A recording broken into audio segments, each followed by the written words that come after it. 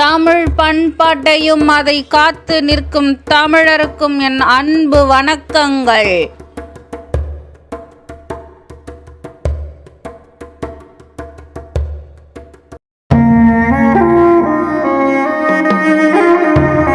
சபரிமலை யாத்திரை என்பது மாலை அணிந்து குறிப்பிட்ட சில நாட்கள் மட்டும் விரதம் இருந்து சபரிமலை சென்று சுவாமி ஐயப்பனை தரிசனம் செய்துவிட்டு வருவது என பலர் நினைத்து கொண்டிருக்கிறார்கள். ஆன்மீகம் மற்றும் வாழ்க்கையை புரிய வைக்கும் உன்னதமான முறையே சபரிமலை ஐயப்ப விரதம். இதை உணர்த்தும் ஒரு வாக்கியமே தத்துவமசி ஆகும். இந்த வீடியோக்குள்ள போறதுக்கு முன்னாடி ஸ்பிரிச்சுவல் அட்வென்ச்சர் ஜர்னி சேனலை சப்ஸ்கிரைப் செய்யவும். சபரிமலை ஐயப்பன் கோவிலின் கருவறை முன்பு தத்துவமசி சொல் பொறிக்கப்பட்டிருக்கும். சபரிமலைக்கு யாத்திரை செல்லும் பக்தர்கள் சிலருக்கு இதன் சொல்லுக்கான பொருள் தெரியும். ஆனால் பெரும்பாலானவர்களுக்கு இதன் பொருள் தெரியாது. சபரிமலை யாத்திரையின் நோக்கத்தை உணர்த்தும் ஆழ்ந்த தத்துவம் கொண்டதுதான் இந்த தத்துவமசி. இது ஒரு மகா வாக்கியமாகும்.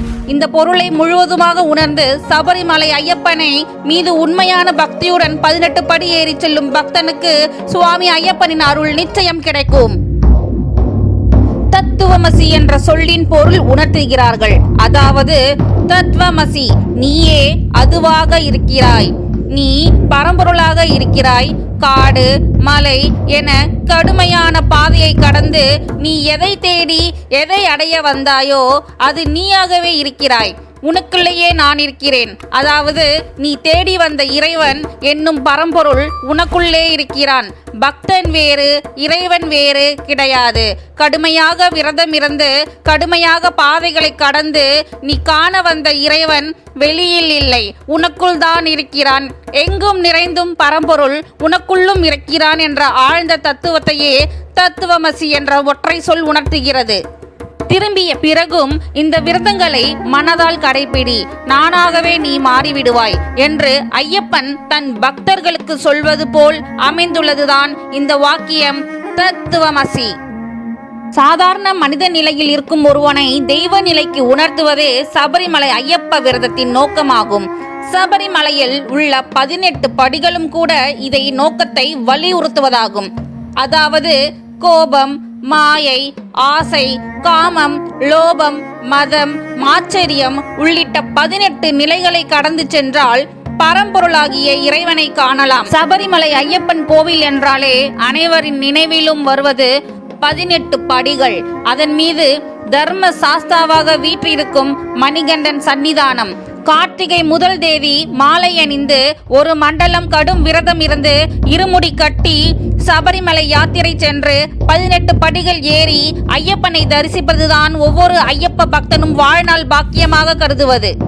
அதிலும் சபரிமலையில் 18 படிகள் ஏறி ஐயப்பனை தரிசித்தால் அந்த பக்தரின் வாழ்க்கையில் ஐயப்பன் படிப்படியாக உயர்வை தருவான் என்பதுதான் நம்பிக்கை.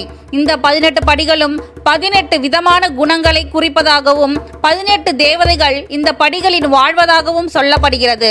சத்திய தர்மங்கள் வடிவில் கடுத்தசாமி, கருப்பசாமி, கருப்பாயி அம்மாள் ஆகியோர் காவல் தெய்வங்களாக இந்த படிகளை காத்து வருகின்றனர். மனதில் பக்தி குறைவாக இருக்கும் பக்தர்கள் அந்த 18 தேவதைகள் மீது கால் வைக்க நினைத்தால் மேலே சொன்ன காவல் தெய்வங்கள் அத்தகைய பக்தர்களுக்கு துன்பங்களையும் கஷ்டங்களையும் ஏற்படுத்துவார்கள். இந்த படிகளுக்கு தந்திர முறையில் மாதம் பூஜை செய்து அந்த படிகளின் மகிமையையும் புனித தன்மையையும் உணர்த்த செய்கின்றனர். புலன் 5, பொறி 5, பிராணன் 5, மனம் 1, புத்தி 1, ஆகாரம் 1 இவைகளை கடந்து ஐயப்பனை காண வேண்டும் என்ற கருத்தின்படி 18 படிகளும் அமைக்கப்பட்டுள்ளன. இது தவிர 18 என்ற எண்ணுக்கு வேறு சில சிறப்புகளும் உண்டு. சித்தர்கள் 18 பேர், கீதையின் அத்தியாயம் 18, மகாபாரத யுத்தம் நடந்தது 18 நாட்கள். இப்படி 18 என்ற எண்ணிற்கு பல சிறப்புகள் உண்டு. இந்த 18 படிகளும் தங்க கவசத்தால் மூடப்பட்டிருக்கும். 10 கிலோ தங்கம், 30 கிலோ வெள்ளி மற்றும் பித்தளை, ஈயம், செம்பு போன்ற உலோகங்களை கொண்டு இந்த கவசம் அமைக்கப்பட்டுள்ளது. ஐயப்பன் தன்னுடைய 18 கருவிகளை வைத்து 18 படிகளை உருவாக்கியதாக கூறப்படுகிறது.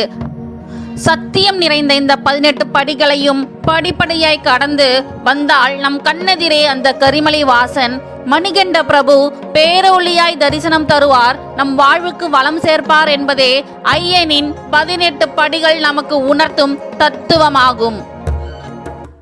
சுவாமியே சரணமையப்பா என்ற நாமத்தை சொல்லி விடை பெற்றுக் கொள்கிறேன். இந்த வீடியோ உங்கள் நண்பர்களுக்கு ஷேர் செய்யவும், மேலும் இது போன்ற ஆன்மீக பதிவை தெரிந்து கொள்ள நமது சேனலை சப்ஸ்கிரைப் செய்து கொள்ளவும். நன்றி, வணக்கம்.